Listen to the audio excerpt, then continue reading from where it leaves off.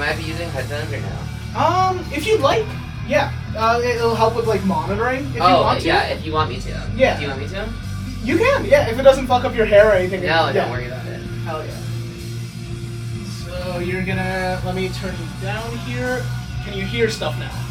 I can hear the music. You can hear Can of Bliss. Yeah. Huge. Good timing on that playlist change. What's that? I said good timing on that playlist change. Oh, this is like a playlist I made back in the day. Oh my god, perfect. Alright. You can take this one right here. Oh, let me just fade out now. Long fade out. Huge. Alright. I think I'm just gonna unmute. Perfect. Yeah, make sure we're sounding good. Hello. Hello. Everything sound okay to you? Yes. Alright. Welcome everyone. Thank you for tuning in. If you tuned in because I privately texted you about this. Welcome. Thank you for tuning in. Just a sec. Alright. Today, I am Curro. I was previously president of this stupid fucking place. We're not on the frequency, so I can say things like that. I was gonna say, oh my god. Yeah.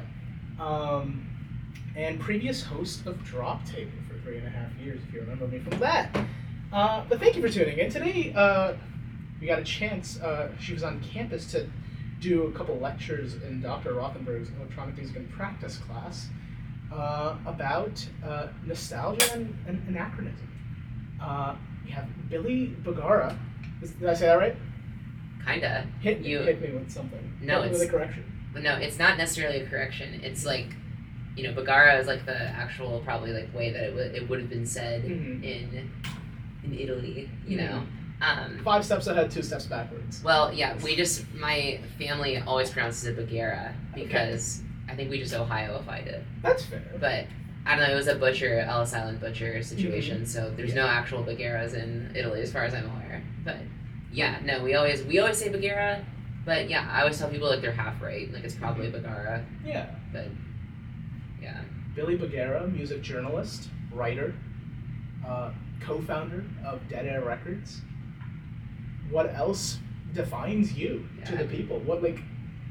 Give us the Billie Bugara elevator pitch, but quick intro in a room. Gotcha. Yeah. Well, I guess my day-to-day is I'm adjunct faculty at UCNJ, Union College of Union County, New Jersey, right down the road in Elizabeth. Yeah. In Somehow, Stanford. still your first time in Newark, right? Yeah, I mean, this is my first time in downtown Newark, you know, so I certainly was around. I've been to the airport before and whatnot.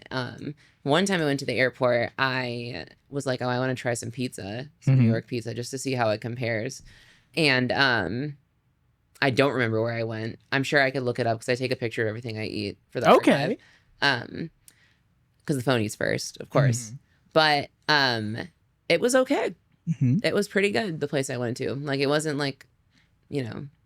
the best pizza I've ever had in my life, but it definitely wasn't the worst. So that was my only Newark experience. But yeah, now, I mean, I drive right past here every single day on my commute, or 3 times a week this semester, on my commute to Elizabeth. How's that been so far? You are what is your role at UCNJ? And also as a New Yorker who works in Jersey, which is usually backwards of what it was. Yeah, I'm a visiting New York. Yeah, it is backwards. I'm definiting a visiting New Yorker. I would not consider myself. That's fair. Yeah. That's fair. I guess I'm more of an Ohioan at heart, and the Newark, a visiting New Yorker. Masquerading. But I don't know. A resident. I'm certainly a resident of New York. Yeah. No, it's been great. I mean, it's an honor to be on the faculty that quickly after graduating. Which is something I did not think was going to happen. I was really just kind of shooting my shot and being like, okay, I'll apply to some places and see if people would be down to have me teach. And they were down, and it's awesome. I mean, teaching is my favorite thing in the world. It is what I want to do for the rest of my life in some sort of capacity. It's my favorite part so far of higher education is working with students. And I just love it. I love it so much. I love what I teach. I love the classes I teach. I love the students. It's a blessing. So it's been amazing. Yeah. It sounds like academia really means something to you. It means it's what I want to do for the rest of my life. Have you had good teachers? Or is it like a vendetta on like, oh, I'll be what I never had? No. It's certainly I follow in their footsteps. It was one of the reasons why I wanted to, or that I knew that I'd be doing this for the rest of my life. And that's like the goal, is because of them. I mean, I've had the best professors, teachers, whatever it is in my life ever. I've certainly, not every professor is perfect, right? But the experiences I've had have been so incredible. Yeah. And they've inspired me so much.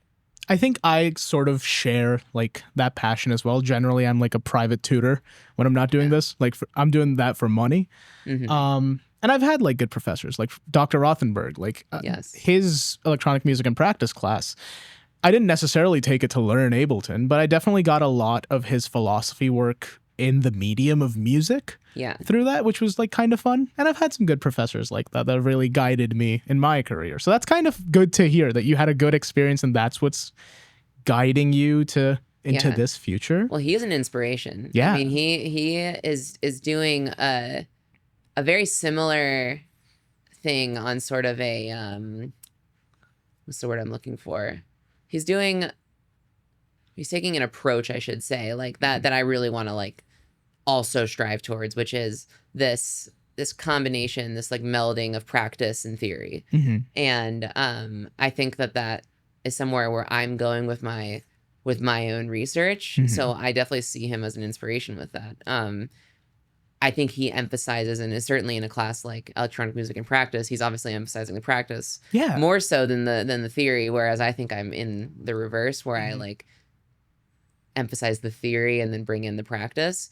But it's certainly a Venn diagram happening there, and merging those circles is something that I not only admire, but what I want to do with my own research. So yeah, he's an absolute inspiration. It's an honor to know him. It's crazy. It's really sick. Yeah. So you said 3 days a week you teach now. What does a working woman's breakfast look like? Is like breakfast like an important meal for you, or all meals are important for me? For sure. I definitely strive to eat my 3 meals a day. Sometimes you got to make ends meet. Like it's one of those things where I'm not exactly rich right now or anything. So my breakfasts aren't as lucrative as maybe I would want them to be. But you'd be surprised how cheap you can make avocado toast. It's not some millennial trap. As long as you don't buy it from, a place that caters to millennials or something, So, avocado toast, I make a lot. I make, I have a crazy hookup with one of my besties, Ocean. She works at this awesome cafe in Ridgewood called Norma's, and it is so awesome. And I get free bagels from her. Fuck yeah.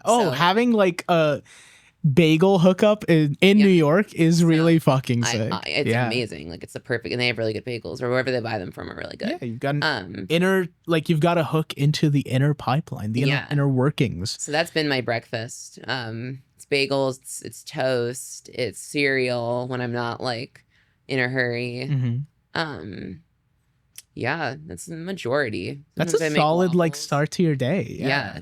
I love my routines. So those are like that's my wheelhouse of breakfast. But I would like to, make an elaborate breakfast, but time and money are crazy. No, we got to go to work. Yeah. So got to get it done. Got to go to work, and you got to make enough money to afford cereal. Absolutely. So cereal's fucking expensive. I don't think I've had cereal in like 5-6 years maybe, and the last time I had cereal was probably like Great Value brand, like whatever was in the big bag, and you have to buy a bag clip. I think it was probably something like that. The hidden costs. You founded and curated the Digicore and Web Tempo playlists at SoundCloud. That's correct, right? Yes. I don't want to be lying on air. No, you don't. No, it's okay. How does the pressure of that role and doing it right feel in the face of a scene who doesn't necessarily identify very well with an existent label placed upon them by another large media conglomerate.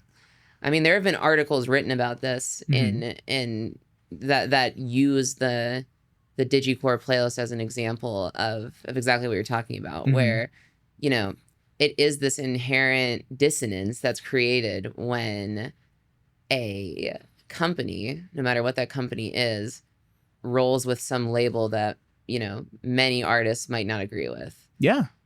Because it almost feels like it's less become like a descriptor for the sound.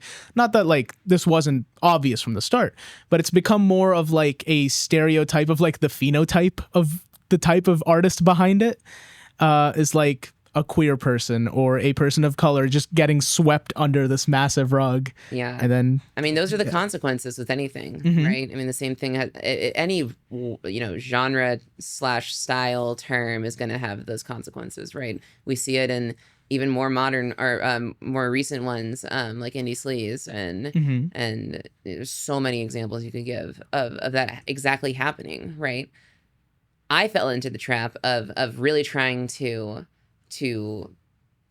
articulate that this was a sort of like community playlist, right? I mean, when I was brought on to work with SoundCloud, I was brought on as like this community member, right? This advocate, which is something I loved. And that's like my favorite thing in the world. That's why I love teaching so much. It's like, I love being an advocate, you know, it's my favorite thing. Like, I just love, like, I love giving other people the, like, even the most like subtle sorts of like boosts and like, you know, trying to tell their stories if them telling their stories isn't enough. You know, is there some sort of pressure that like ever gets to you in terms of representing such a massively underrepresented populace?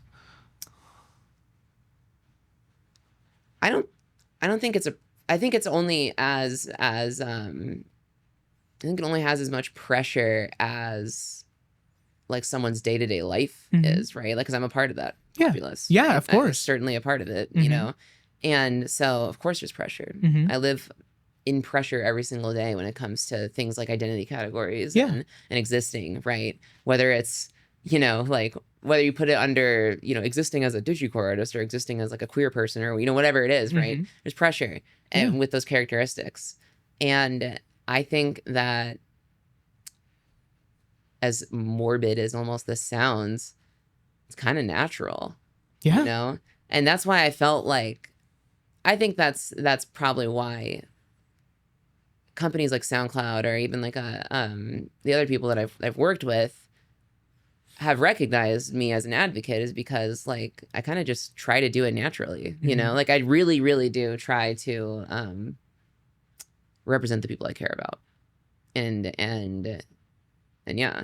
But to go back to your original sort of like question about like, you know, how does this, you know, how do these things sort of like interact with like a company, right? I mean, it's tough. And I didn't know how hard it was going to be because I didn't realize, and I think this is my fault, I didn't realize that like no matter what I was doing as an individual in curating the playlist, right? Or like doing whatever I was doing at SoundCloud in promotion and in advocacy for these scenes and these artists, no matter what I was doing, I was still doing it under the corporate umbrella of SoundCloud, right? Or not even just SoundCloud, but anyone that I did that for, right? And that comes with its consequences, right? And its discrepancies. And I definitely like, you know, I don't regret anything I've ever done, but I wish that I would have seen that and I would have known that would have happened, because I would have done things probably a little bit differently. Just because I don't know, I'm not into the ways that corporations corporatize things, for lack of a better term. It's not something that sits well with me. And the fact that even though I tried my best to be as individualistic as possible in that process, you can never be an individual if you're working for a company, because you represent that company. So it's tough. It's a really thin line that you walk. And I feel like your efforts are reflected definitely in your work. Which, I mean, you can always speak for yourself, right? Like, not for the company, but you can definitely speak as to your efforts. And I think that's appreciated. Like, I think that sort of voice always felt like a missing piece. Yeah, and I think that's why they brought me on in the first place to work with them. Yeah. That was why. I mean, when I was saying like, you know, because they had the idea to have some sort of playlist and representation of these people, right? But it was, you know, they brought me on to say like, okay, who are these artists and how should we represent them? And that's where I came in with like making the playlist a thing, right? And the Digicore playlist came first, and I certainly was really passionate about getting a lot of these underrepresented electronic artists in the web tempo playlist too. It's not like web tempo is a genre, right? I just really wanted there to be some sort of editorial representation for those artists. Like that was really, really important to me. So yeah, it wasn't really about curating a genred playlist at all. It was just about giving people a platform. I think that's more than respectable. Yeah. Our next question is more of like an activity. Fun. So mediums of music, vinyl, tape, CD, USB, FLAC rips from Soulseek. What record or what album or what song or what EP, anything, what do you associate with these specific mediums? Let's say vinyl, right? Like what is like the vinyl record for you? Like when you think vinyl and like think of all the intricacies of the format and all like the flaws and pros of it, what's the first record that you're like, yeah, I want to listen to that on vinyl? So it's just about listening. It's not about the experience of the medium either. Whatever it means to you, honestly. Okay. Yeah. Because I mean, I think something like with any of these mediums, I think you have to like think about the medium itself too, and like not just you know, it's not just a medium for listening. It's also a medium for interaction, right? Especially the vinyl. Yeah. Right? There's so much you can do with a vinyl. So if you take all of that into perspective, let me think. You could take any medium that like, or any record that stands out. Yeah. I mean, I think a really, really powerful one to me is Sgt. Pepper's. I think that's a really, really, it does a really great job at taking advantage of the medium of a vinyl and letting you explore it, which I think is the coolest thing and the most realized way that you can sort of interact with a medium of anything, let alone music. What does it do differently? Or what does it mean to you? It's so the album obviously is great and it's the Beatles, you know, can't go wrong. But for example, like with the inner part of the vinyl that most people don't ever listen to, right? After the album's over, if you let it play long enough, there's a hidden message. And it's just like a bunch of like jumbled, like backwards speech, right? And no one really knows what it means. But it's there. It's just a bunch of jumbled speech, just in the hidden parts of the inner grooves that no one ever plays. And the average listener of Sgt. Pepper's wouldn't discover that. But the people who love that album so much and they listen to it over and over again might come across that by accident, or they might just be like, well, what if I did this with the album, you know? And they find that little message, right? It's like a literal Easter egg in 1967. It's crazy. They just took advantage of the medium so well. And then also from like a visual perspective for the album, it's the album cover, right? It's how many, figures are on that cover. You can just stare at it for days, right? How many like things are hidden within the textures of the cover, how the back of the cover is so interesting, right? And in the gatefold, everything about that vinyl, not even just like the album, but the vinyl version of that album takes advantage of the medium so well. So I think that would be my answer for vinyl for sure. Yeah. I think for me, for vinyl, there's like two different answers. Like one would be like the gatefold experience, the medium itself, holding on to it, preserving it, keeping it in my room, looking at it, opening it up. Right. For me, that would probably be like Fishmonger by Underscores, because like the Emil Fortune artwork that like is just blasted across it. Yes, that's wonderful stuff. Yes. Sound wise, I think I'm probably gonna like go to like I'm Having So Much Fun by Patrick O'Neill or something like that. Just the more grungy, the more acoustic tone behind it. It for some reason it places well to me within like the imperfection of vinyl. Like something like that would be like Girl with Fish by Feeble Little Horse. I have that on cassette, and I love it on cassette more than any other medium that I've listened to it on. Yeah. Just because the like noise wall stuff like makes sense on that medium. That's and all, like, the more and more, things fit into mediums, and even if they weren't even intended to, it's kind of like those happy accidents that are really cool. Yeah. I like that a lot. So like this year for me, that was like Nina Geraci's I Love My Computer. Getting that like as a, just like ripping that off of SoulSeek, the Flax for my USB. I was like, yeah, this is just how I'm going to listen to it. I have a Spotify subscription, but I don't know. There's something about it.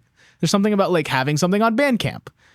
Yeah. It feels a little different. It for sure. And I think the proper way to listen to that album, I think how she would have wanted it is if we like got it off the Pirate Bay or got it off a LimeWire or Napster or something like that. I think that because it's an album about techno-romanticism. Yeah. And it's one of my favorite sort of philosophies of technology that I get into is techno-romanticism. I literally adore it. And the fact that there's an album about it that's done really, really well is awesome.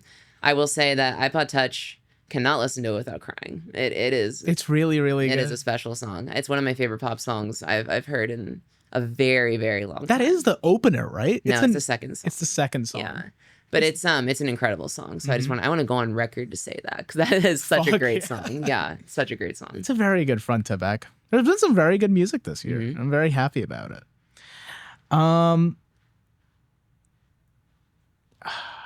You have seen The Sopranos. You're a Sopranos fan. Of course, yes. Right? I'm going to fall back on this question real quick. As an Italian-American woman yourself, how are you living your daily life to be a faster approaching platonic ideal of mezzo-soprano? Of mezzo-soprano? See, people usually say I'm like Carmela, so that's interesting. That's fair. I don't know what I sensed. That was different. Maybe I'm like Meadow. You ever been with a priest? Oh my gosh. Can't accuse me of Father Intanol. Nothing happened. Yeah. Nothing happened. Hey. Or Furio or whatever, Nothing happened. That's right. Didn't happen. I run a waste management business. What can I say? Maybe I'm like Meadow Soprano in the Super Bowl commercial where she's all grown up, Yeah. Yeah. Speaking of Meadow Soprano, not to detract, I really do want to just go on this tangent really fast. Because, go for it, please. The Jamie Lynn Sigler album that she made, I think it was like, it must have been season 3 because I think it was 2001 it came out. So that was probably season 3. Crazy that she made that album and the lead single is called Bada Bing. And it sounds, it's like Max Martin pop. So everyone go give that album a listen. Maybe you can play it after the interview or something. Yeah, it's totally incredible. It's a crazy. It's crazy that they. She hates it. She like on her podcast with Robert Eiler. Yeah. She's like on record to say like she like cannot stand that album, and I don't blame her. They probably forced her to make that album. Yeah, between that and like it being 2001, you being young and a child actor, I don't think that. Was she a child actor at that point? Yeah, she's like a teenager at that point. Yeah. Yeah. So, they definitely like, not to say that the production of that album was ethical by any means, right? But it kind of has some bangers. Yeah. And the whole thing's not great front to back, but it is like the song Bada Bing is just hilarious because it's literally like if Max Martin wrote like a Britney anthem for like in the style of The Sopranos. Like it's hilarious. But she's a great singer. A parody. Yeah, it borders on pastiche. It's a little AI generated Suno V5 Umru set in the style of a techno record, just like we're fucking making shit up. If you asked an AI model to make a Max Martin early 2000s type song with mezzo soprano on vocals, I think it would probably come out to be very similar to that. It's pretty on the nose, but it's awesome. That is all to say that's awesome. But what was your original question? You were saying I don't even know. It's like how are you furthering your life in becoming closer to being one with mezzo-soprano? Well, I think by virtue of just working in New Jersey. Yeah. Right. I mean, I think that's important. All my students are trying to convince me to move to Jersey. I'm not going to be any different. So we're all propagandists here. I guess so. I respect it though. Yeah. So I could never do that for Ohio. I would never want someone to move there. I want everyone to visit though, because it's beautiful. But you should never move there, ever. Any particular one reason that stands out? A lot. It's Ohio. I shouldn't have to explain that. That's fair. I shouldn't have to. I mean, it's just like, it is what it is, right? The memes exist for a reason. Only in Ohio or whatever the fuck. Yeah. What's not on your resume? What's something that you don't get to brag often enough about, or something that's not like, it's not like a professional standout? Did Dr. Rothenberg give you my CV? He did. Okay, so that's why you're saying that. I was sorry about that. No, it's okay. I don't really know. I this might sound unprofessional for me to say this, but it's hard to tell what to actually include on your CV and what not to. So I just did all of the above, and I'm like, I'll just put a bunch of details in there. What's not on my resume that I can say that I did?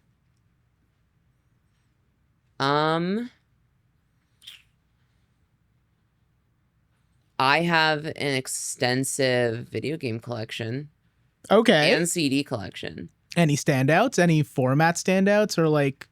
I have the limited edition of The Sopranos: Road to Respect for the PS2. What the fuck? I imported it from Japan. That's sick. Yeah, that's a good one, I think. So between that and Sonic, you've got a good spread. Yeah. Sorry if I outed you as a Sonic fan. It is. Everyone knows. It is what it is. Yeah. Everyone knows. Yeah. I mean, I definitely have a lot of Sonic too, but yeah, The Sopranos one's crazy. My favorite thing that I own, if I had to say, is like a favorite one. Not that you asked me that. I'm kind of like saying it at this point, but you can. I think like my favorite item is, I mean, I have the do you know the game Rez? I've heard of it. ? It's a great game. Yeah. It came out in like 2001 actually Dreamcast version came out in 99, I'm pretty sure, but it originally came out on the Dreamcast, and it's a rhythm game where everything that you do in the game creates the rhythm. Okay. It's really, really cool. But it's kind of like this. It actually, speaking of techno-romanticism, it's a very techno-romantic game. It sort of deals with like questions of AI and like the philosophy of technology as well. And it's really, really cool. Especially for being such a short game. Yeah. It's all wireframe graphics. Anyway, I could like talk about this for days. But in Japan, when they released it with something called, and I'm not joking, sorry if this is lewd, but it's called the trance vibrator. Okay. And it vibrates to the... Can we get upvotes in the chat for trance vibrators, please? Do your research on it, guys. It's crazy. It's a real thing. Sega is just epic like that. And they are so techno-romantic that they took the word romantic in that sense too. And it's one of the coolest things ever. And I have it. Hell yeah. It vibrates to the rhythm of the game. Okay. Yeah. Yeah, no, that makes sense. Which is why it's called the trance vibrator, because a lot of the soundtrack is trance. So that's a sick. I feel like more hardware integrations is like an era we really missed out on, or I personally really missed out on. I don't know if they're still doing that shit. That is techno-romanticism. Like the right? Donkey Kong bongos. That's such a tactile way to interact with a game that's not about playing the bongos. Yeah, well, that's the crazy thing about like the Donkey Kong Jungle Beat with the bongos. It's kind of like an uncomfortable way to play it, but it's so cool that that's a thing, you know? Yeah. Yeah. Experimental hardware shit was like... I love the DK bongos. I mean, I was raised on Guitar Hero, so that was like that was always my thing. It's like one of my favorite games of all time. That's like the second time like this week that I've had like someone from the scene talk to me about Guitar Hero. The last time was Johnson. And she was talking about like Guitar Hero 3 and how crazy it was. And I was like, it's one of the best games ever. Oh my God. I was just thinking about Guitar Hero 3 the other day because I've been on a Block Party kick. And that's how I discovered Block Party, was through Helicopter being on the Guitar Hero 3 soundtrack. And I just freaking love Block Party, and Silent Alarm is such a good album. So I've been listening. That's been like my most listened to album for the past week because it's like a good fall album. So yeah. But I was just it made me think of Guitar Hero because I was like, oh my god, Guitar Hero 3. That's how I found Block Party. So yeah. What's your favorite Lyrical Lemonade music video? Oh my gosh. Flipping your questions. I know. Okay. I know 100% what my favorite one is. It's the video for Ski Mask by Smoke Perp. Oh my god.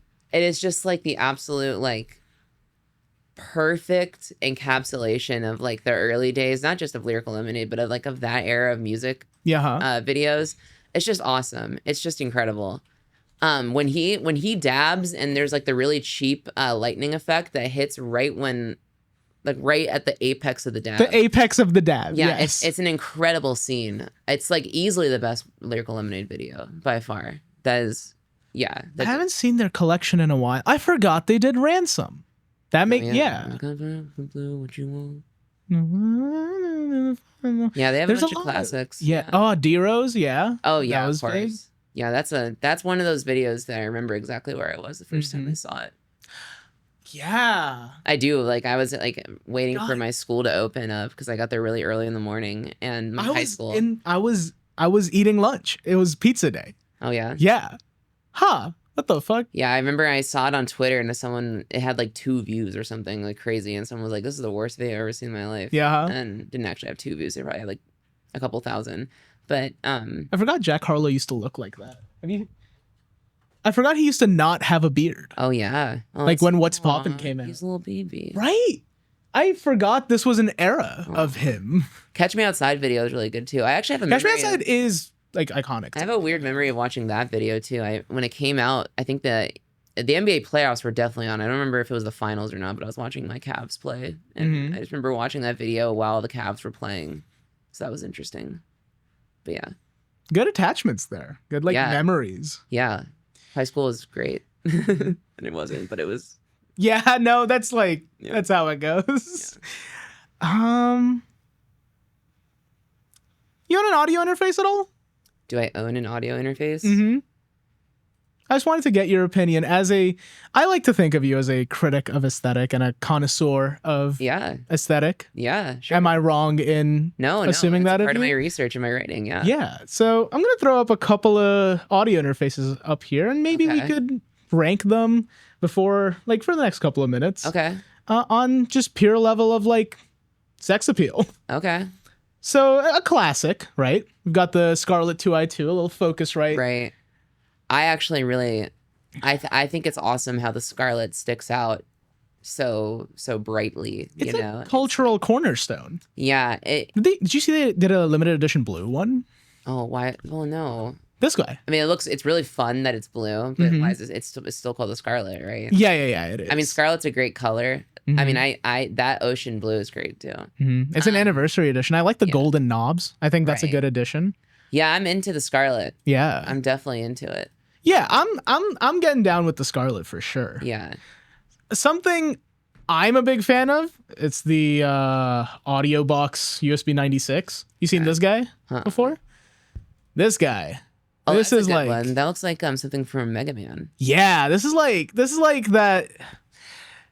This reminds me in the same way as Audacity of open source early 2000s jank. Yeah, this typeface, this these knobs. Yeah, I love how it looks. Yeah, it's very the little heat sinks on the side. Did it come out during that time, or is it a? That's a good question. When did it come out? Release date. We're professional Googlers around here. Yes. Don't click AI mode. Oh my gosh. No. It's not helpful. Not helpful. Not helpful. Nothing in AI mode. Wow. Nothing in. Yeah. We don't know. We literally don't know. It's up to. Yeah. I mean, it does look really cool. It's definitely of the hacker era, very open source vibes. Yeah, it's cool. I like it. I really. Okay, this one, the Apollo Twin. You ever seen this guy? Big single knob. Oh yes. Yeah. Yeah, I'm way into that. I didn't know that was. I think it's a little misleading. Because I didn't really know it was an interface at the time when I first saw it. I thought it was a DAC. Yeah. I was like, it's one knob. That's really the volume. Yeah. I mean, maybe the misleading is like not good design, right? The misleading nature, but I kind of like it. I think it's disruptive. I like that it's very well built for like cable management shit. Because everything's behind. Yeah, the utility. Big fan of that. Yeah, it's definitely, Oh. I'm here for like the aesthetics. I just love a knob. I love a big knob. It's a nice knob. It's like a very smooth knob, and I like how it's like sanded and like I'm into that. polished down the middle. I'm definitely into that. Yeah. Yeah. I do think Universal has made prettier interfaces. Okay. So like, you ever seen the Volt? Uh-uh. This guy.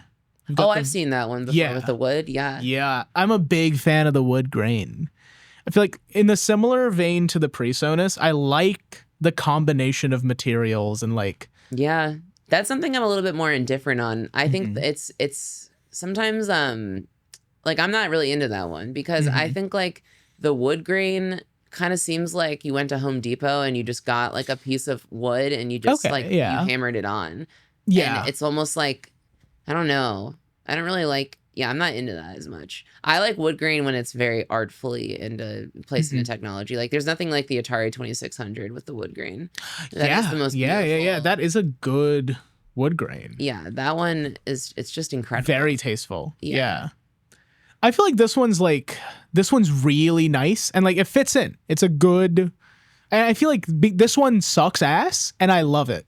Like it's so cunt. It's like so chic. If you wanna justify it as like it's so bad it's good, I could definitely see that. Yeah. Yeah. Because like similar, like they do a non-wood version, right? And it's like this looks fine. Yeah. I like the sort of glassy like buttons and stuff. Yeah. Yeah.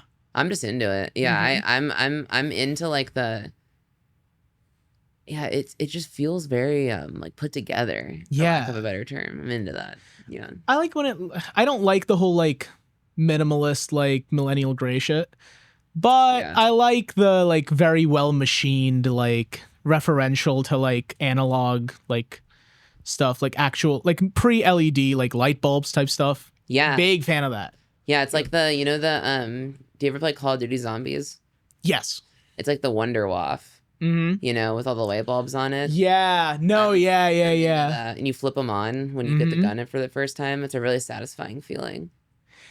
There's a lot of like references to pull from, like in regards to like skeuomorphic almost like design and like modern machining. It's kind of sick. Yeah, for sure. I can imagine some sort of like light bulb being like touchable on the iPod Touch 4 or something, like in like an app, you know, like that type of skeuomorphism. Yeah. I had a Touch 4 and I was mad about it because it was when the Touch 5 was out and that thing had like the new iOS and I was like, fuck, I'm stuck on this old fucking bitch. And it's not. Yeah. I still have the YouTube iOS 6 icon, like, which is fine, but like. The TV. Yeah. That's a great one. I got that like on the iPad 2. Like that was the first time I watched YouTube was on the iPad 2. Wow. Yeah. That's great. I don't remember how old I was. I think I was like 12 years old when I first opened YouTube. I got one last single knob interface for you. Okay. This fucking guy.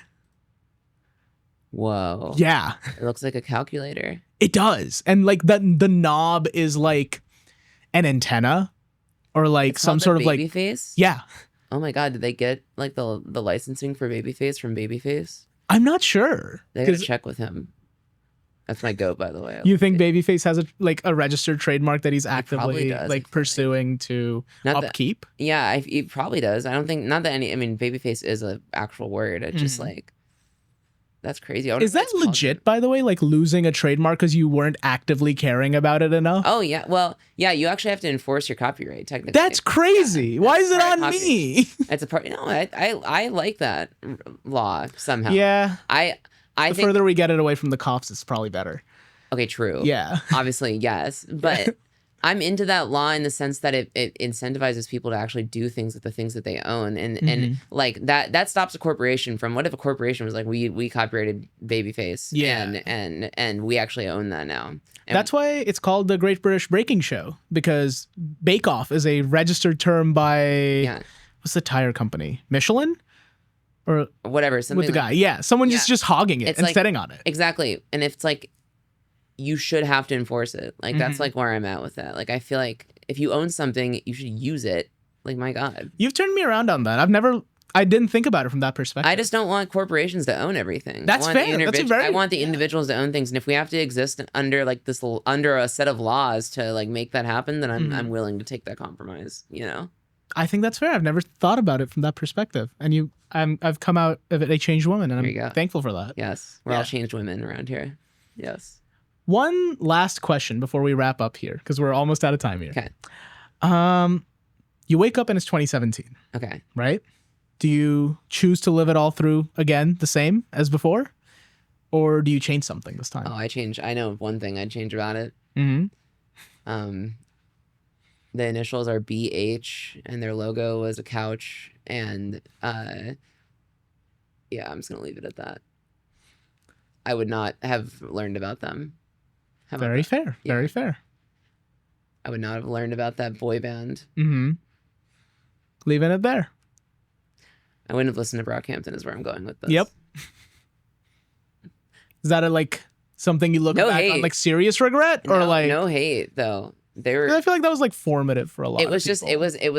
It's not even about the music. Mm-hmm. It's about what it represented. Yeah. And, very fair. It's a very embarrassing thing to look back on. But a lot of things that I did in the past is embarrassing. Like I mean, God, like the first ever community I was ever in was the vaporwave community. And not that vaporwave is embarrassing. I actually love vaporwave to death, and I still do. But the things I did in the vaporwave community are a little. The music I made in the vaporwave community is a little. That's fair. How we say cringe, right? Mm-hmm. Some people say it goes hard though, so I don't know. And for those listening, you're gonna have to do that research on your own to find the vaporwave music. It's gonna be a little difficult, but little homework. It's certainly possible. Mm-hmm. But yeah, 2017, I would not listen to that boy band. I wouldn't have maybe not listened, but I would have actively not supported them. Do you think it leads you down a different path in life? You not supporting BH couch logo? We can call them Brockhampton if we want. I don't know. It's hard to say. It's such a bad answer. I just don't know. It's not even a bad answer. It's just like it's like would I've been more or less gay? I don't know. Yeah, yeah. Are we here and are we better off where we are because of the past that we regret? Type shit. Right, 100%. Yeah. But I think it's a question of being gay. Mm-hmm. It's like would I have been more or less? I don't know. I think we all have our ways of approaching the levels of gay that we're at. Yeah. I feel like we were meant to get here. Yeah, definitely. You know? I agree. Any which way would have gotten here. Yeah, no doubt. Yeah. Any closing notes for the folks? I don't think so. All right. I'm good. Thank you so much. Of course. Thank you for this conversation. Yes. Yeah. This is amazing. All right. What was that record you said again? We can maybe put that on for like the people. The Jamie Lynn Sigler one? Yeah. Apparently Spotify Premium ran out on this fucking thing, so it might play ads. It's okay. Yeah, if you just look up Jamie Lynn Sigler, I don't remember what the album was called. I'm blanking on it. It might be just be called Bada Bing Low Key. It's not on her. What?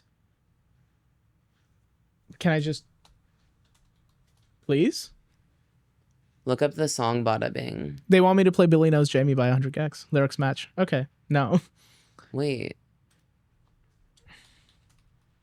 It could be an Apple Music exclusive, low key. That'd be crazy. I might have also downloaded it onto my Apple Music. Wow, they might have taken it off Spotify. Wow. Rest in peace. Well, this is lost media now. It's lost media. Definitely not lost media. It's like vaporwave, guys. Just can you play it on YouTube? Let's look for that. That's a good call, actually. Yeah, man.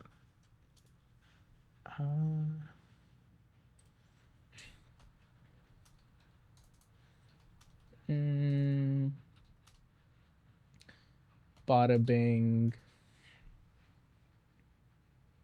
Okay. Yeah, that's the one right there. We found the... Yeah.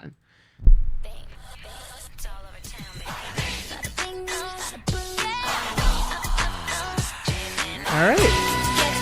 Thank you for listening, everyone, and enjoy this track. Have a good one.